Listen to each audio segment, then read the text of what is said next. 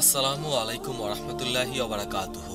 আজকের ভিডিওতে আমাদের আলোচনার বিষয়বস্তু হচ্ছে মহানবী সাল্লাল্লাহু আলাইহি সাল্লাম ভবিষ্যৎবাণী করেছেন মুসলমানগণ অমুসলিমদের কাছে পরাজিত ও লাঞ্ছিত হবে। কিন্তু কেন? সাওবান রাদিয়াল্লাহু তাআলা আনহু থেকে বর্ণিত, আল্লাহ রাসূল সাল্লাল্লাহু আলাইহি সাল্লাম ইরশাদ করেছেন, অদূর ভবিষ্যতে অন্য জাতির লোকেরা তোমাদের ওপর বিজয়ী হবে। যেমন ক্ষুধার্ত লোকেরা সমবেতভাবে বড় পাত্রের দিকে এগিয়ে আসে, তখন একজন ব্যক্তি জিজ্ঞেস করল, আমাদের সংখ্যা কি তখন কম হবে? উত্তরে রাসূল পাক সাল্লাল্লাহু আলাইহি সাল্লাম বললেন, না, বরং সেই সময়ে তোমরা সংখ্যায় অনেক হবে, কিন্তু তোমাদের অবস্থা হবে সমুদ্রের ফেনার মতো।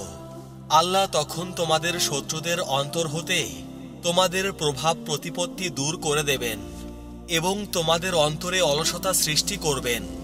তখন একজন সাহাবী জিজ্ঞেস করলেন, ইয়া রাসূলুল্লাহ সাল্লাল্লাহু আলাইহি ওয়াসাল্লাম, আমাদের অন্তরে অলসতার সৃষ্টি হবে কেন? উত্তরে মহানবী সাল্লাল্লাহু আলাইহি ওয়াসাল্লাম বললেন, দুনিয়ার প্রতি ভালোবাসা এবং মৃত্যু ভয়ের জন্য। সহিহ আবু দাউদ, হাদিস নং 4247।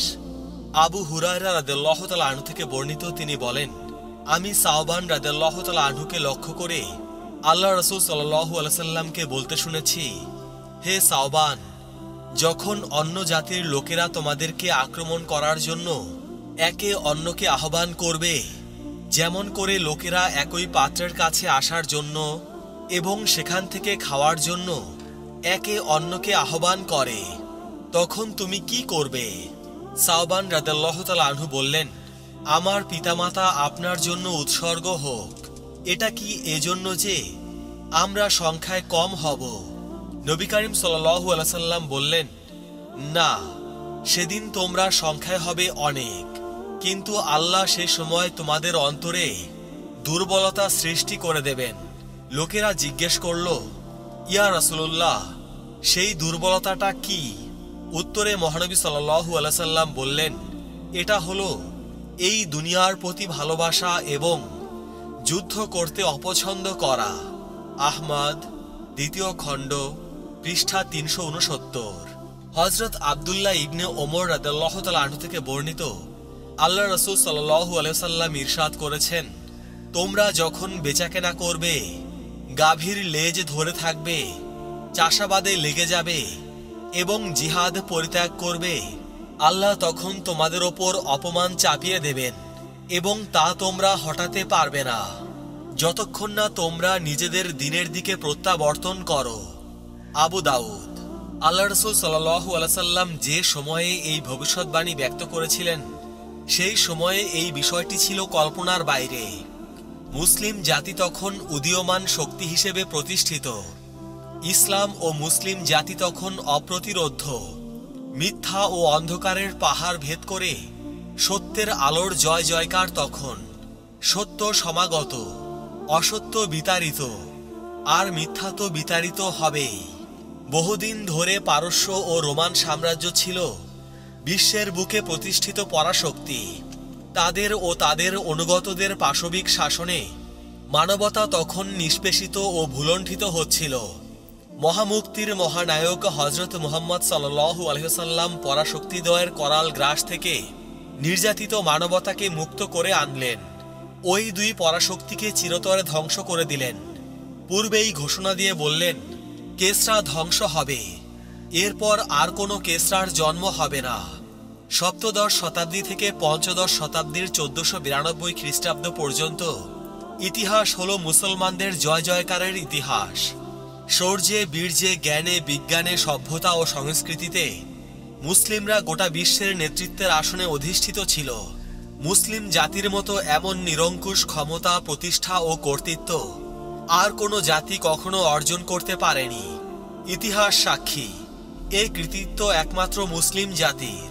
1492 খ্রিস্টাব্দে স্পেনে খ্রিস্টান শক্তির কাছে মুসলমানগণ পরাজয় বরণ করে, আর তখন থেকেই শুরু হয় এই ভবিষ্যৎবাণী সত্য হওয়ার পালা, যা ছিল মুসলিম জাতির জন্য চরম বেদনাদায়ক। এ অবস্থা চলতে থাকবে মুসলিম জাতি বিশ্বের বুকে পুনরায় বিজয়ী হবার পূর্ব পর্যন্ত। আল্লাহ রাসূল সাল্লাল্লাহু আলাইহি সাল্লাম যা বলেছেন তা কখনো ভ্রান্ত হয়নি। আর কখনো ভ্রান্ত হবেও না। রাসূল পাক সাল্লাল্লাহু আলাইহি সাল্লামের ভবিষ্যৎবাণী অনুযায়ী এখন মুসলিম জাতিকে চরম লাঞ্ছনায় ও নির্যাতনে নিষ্পেষিত হতে হচ্ছে। শত শত বছর ধরে মুসলিম জাতি অমুসলিমদের হাতে কত যে নির্যাতিত হয়েছে তা বর্ণনাতীত। কেবল বিগত 2 দশকে অমুসলিমদের হাতে যত সংখ্যক অসহায় মুসলিম নারী এবং পুরুষ নির্যাতিত ও নিহত হয়েছে তার শতভাগের 1 ভাগ অসহায় অমুসলিমও কখনো মুসলিমদের হাতে নির্যাতিত হয়নি। 1992 থেকে 95 পর্যন্ত বসনিয়ার খ্রিস্টানদের দ্বারা 2 লক্ষাধিক মুসলিম নির্মমভাবে হত্যা করা হয়।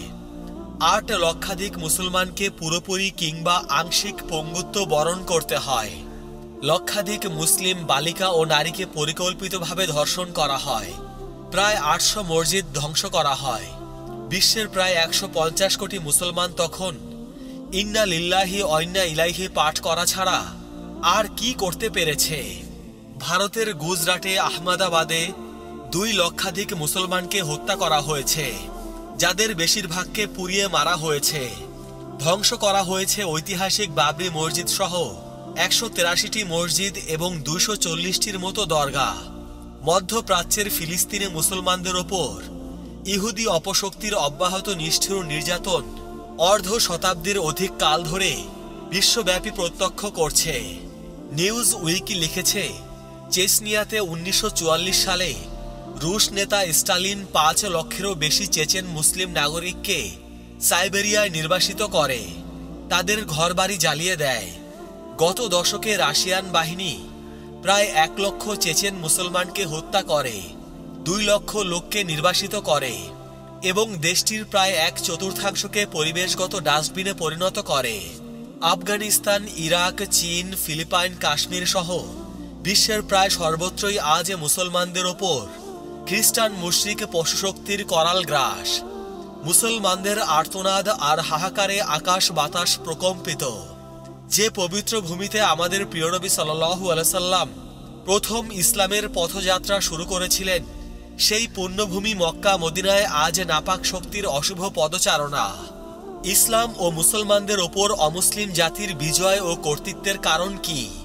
রাসূল পাক সাল্লাল্লাহু আলাইহি সাল্লাম এর কারণ বলে দিয়েছেন। হাদিসগুলো আমাদের গুরুত্ব দিয়ে পাঠ করা উচিত। ভেবে দেখা দরকার, এখন কি মুসলমানদের ওপর সেই ক্রান্তিকাল চলছে যার ভবিষ্যৎবাণী আজ থেকে 1500 বছর আগে আমাদের প্রিয় নবী সাল্লাল্লাহু আলাইহি সাল্লাম ব্যক্ত করেছিলেন। যে মুসলিম জাতির আঙুলের ইশারায় অন্য সকল জাতিকে একসময় একসাথে উঠতে বসতে হতো, সেই শাসকের জাতি আজ অন্যান্য জাতির খেলার পুতুলে পরিণত হয়েছে।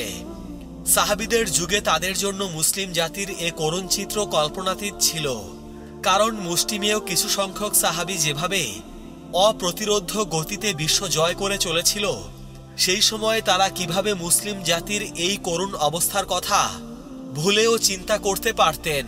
তাই তারা নবীজিকে জিজ্ঞেস করেছিল, মুসলমানদের এ অবস্থা তাদের সংখ্যা অল্প হওয়ার কারণে হবে কি? এই জিজ্ঞাসার জবাবে রাসূল পাক সাল্লাল্লাহু আলাইহি সাল্লাম উত্তর দিয়েছিলেন, বর্তমান বিশ্বে মুসলমানদের অবস্থা পর্যালোচনা করলে দেখা যায় যে হাদিসগুলোতে বর্ণিত অবস্থার সাথে বর্তমানে মুসলমানদের অবস্থা হুবহু মিলে যাচ্ছে এবং এতটা মিল এর আগে কখনো হয়েছে বলে মনে হয় না। বর্তমানে মুসলমানদের স্বভাব চরিত্র এবং তাদের সামগ্রিক দুরবস্থার চিত্র হাদিসগুলোর আলোকে বিশ্লেষণ করা দরকার। অমুসলিম সমর বিশেষজ্ঞরা পর্যন্ত মুসলমানদের পরাজয়ের পেছনে কারণ বর্ণনায় নিজেদের অজান্তে নবী পাক সাল্লাল্লাহু আলাইহি সাল্লামের কথারই প্রতিধ্বনি করেছেন। বস্তুত দুনিয়ার প্রতি ভালোবাসা, যুদ্ধের প্রতি অনীহা এবং মৃত্যু ভয় আমাদেরকে বাহ্যিকভাবে করেছে অলস ও কাপুরুষ, আর আধ্যাত্মিকভাবে আমাদেরকে করেছে অসুস্থ।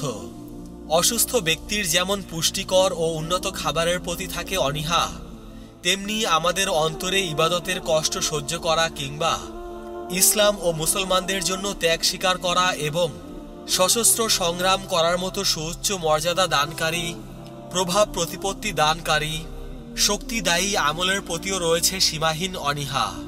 অন্তর অসুস্থ হবার কারণে মানসিকভাবে দুর্বল হয়ে গিয়েছি, যার কারণে আজ আমরা অনাচার, অবিচার, ও জুলুম নির্যাতনের প্রতিরোধ করা তো দূরের কথা, প্রতিবাদ করতেও ভয় পাই। আমাদের অবস্থা হয়েছে পঙ্গু লোকদের মতো। আমাদের ঈমানের আজ এমনই দুরবস্থা যে রাসূল পাক সাল্লাল্লাহু আলাইহি সাল্লামের কথা যা অবিশ্বাস করা কুফরি, যার সত্যতায় সন্দেহ প্রকাশ করা কুফরি, তাতেও ঠিকমতো ভরসা করতে পারি না। ইবনে আব্বাস রাদিয়াল্লাহু তাআলা আনহু থেকে বর্ণিত, রাসূল পাক সাল্লাল্লাহু আলাইহি সাল্লাম বলেছেন, 12,000 সদস্যের বাহিনী কখনো সংখ্যার অল্পতার কারণে পরাজিত হতে পারে না। সহিহ তিরমিজি।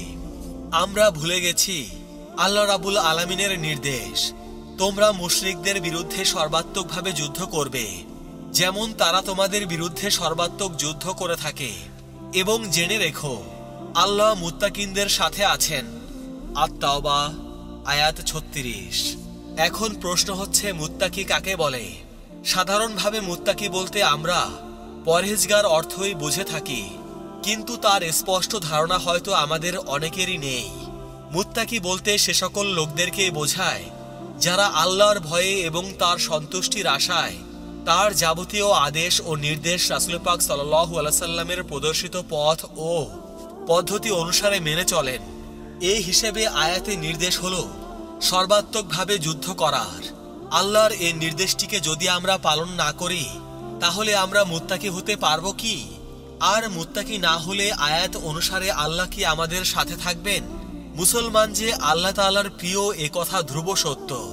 সেই সাথে এ কথাও সত্য যে আল্লাহ তাআলা তার প্রিয় বান্দাদেরকে কখনো লাঞ্ছিত ও অপমানিত করেন না। তাহলে আমরা মুসলমান হওয়া সত্ত্বেও আজ নানাভাবে লাঞ্ছিত ও অপমানিত কেন হচ্ছি? তাহলে নিশ্চয়ই আমাদের মুসলমান হবার দাবিতে কোথাও আজ গলদ আছে। যদিও আমাদের নাম সরকারি দপ্তরে মুসলমান হিসেবে লিখিত আছে, কিন্তু সেই সরকারি দপ্তরের সার্টিফিকেট অনুসারে আল্লাহর রহমত বর্ষিত হয় না। আল্লাহ তাআলার নিজস্ব দপ্তর রয়েছে, তা আমাদের সরকারি দপ্তর থেকে সম্পূর্ণ ভিন্ন। আল্লাহ রাব্বুল আলামিনের দপ্তরে আমাদের নাম তার অনুগত বান্দাদের তালিকায় লিখিত আছে নাকি অবাধ্য বান্দাদের তালিকায় লিখিত আছে, তা একবার আমাদের খোঁজ করে দেখা দরকার। আল্লাহ তাআলা তার নবী পাক সাল্লাল্লাহু আলাইহি সাল্লামের মারফতে আমাদের কাছে পাঠিয়েছেন পথের দিশা, শিখিয়েছেন মুসলমান হবার উপায় ও নিয়ম কানুন, জানিয়ে দিয়েছেন আমাদেরকে দুনিয়া ও আখিরাতের সম্মান, প্রভাব প্রতিপত্তি লাভ করার পথ এবং পদ্ধতি।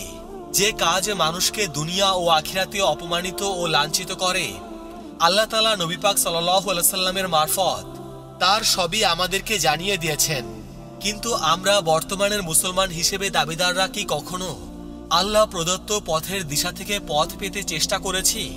আমরা কি মুসলমান হবার উপায় উপকরণ ও নিয়ম কানুন জেনে নিয়ে তা দিয়ে আমাদের ব্যক্তিগত, পারিবারিক, সামাজিক, রাষ্ট্রীয় এবং আন্তর্জাতিক জীবনের ক্ষেত্রে চর্চা ও বাস্তব প্রয়োগের মাধ্যমে বাস্তবায়িত করছি? আখিরাতে সম্মান, প্রভাব প্রতিপত্তি ও সাফল্য লাভ করার পথ ও পদ্ধতিকে কি আমরা প্রতি মুহূর্তে অনুসরণ করছি? যেসব কাজ মানুষকে দুনিয়া ও আখিরাতে অপমানিত ও লাঞ্ছিত করে, সেসব কাজ কি আমরা ত্যাগ করেছি? দুনিয়াতে আজ আমরা মুসলমান হিসেবে দাবি করা সত্ত্বেও যেভাবে অপমানিত ও অপদস্থ হচ্ছি, যে ফল ভোগ করছি, পরকালেও কি আমরা সেরকম অপমানিত ও অপদস্থ হব না? আমাদের এই বর্তমান মুসলমানিত্ব আমাদেরকে রক্ষা করতে পারবে কি? আমাদের আরো চিন্তা করা উচিত যে আমরা কেন আজ আল্লাহর রহমত থেকে বঞ্চিত হচ্ছি, কেন আজ চারদিক হতে আমাদের ওপর এই বিপদ রাশি এসে পড়ছে, কেন আজ আল্লাহর অবাধ্য বান্দা হিসেবে আমরা যাদেরকে মনে করি তারা সকল ক্ষেত্রে আমাদের ওপর বিজয়ী হচ্ছে। মিরদাস আসলামী রাদিয়াল্লাহু তাআলা আনহু থেকে বর্ণিত, রাসূল পাক সাল্লাল্লাহু আলাইহি ওয়াসাল্লাম বলেছেন, নেককার লোকেরা ক্রমান্বয়ে মৃত্যুবরণ করবে, আর বাকি লোকেরা জব অথবা খেজুরের আহারের অনুপযোগী অংশ হিসেবে বেঁচে থাকবে। আল্লাহ তাআলা এদের প্রতি ভ্রুক্ষেপও করবেন না। সহিহ বুখারী। প্রিয় নবী সাল্লাল্লাহু আলাইহি সাল্লাম দুষ্কর্মীদেরকে জবের ভুসি ও খেজুরের আহারের অনুপযোগী অংশের সাথে তুলনা করে অপদার্থ রূপে ঘোষণা করেছেন এবং জানিয়ে দিয়েছেন যে এ অপদার্থের কি হলো, তারা কোথায় ধ্বংস হলো, কার কাছে পরাজিত নির্যাতিত হলো। এ ব্যাপারে আল্লাহ তাআলার কোনো পরোয়া নেই। আমরা কি বর্তমানে এই অবস্থার মুখোমুখি নই? প্রিয় মুসলমান ভাই ও বোনেরা, আজকের ভিডিও এ পর্যন্তই। সবাই ভালো থাকবেন। আল্লাহ রাব্বুল আলামিন আমাদের সবাইকে হিদায়াত দান করুন। আমিন।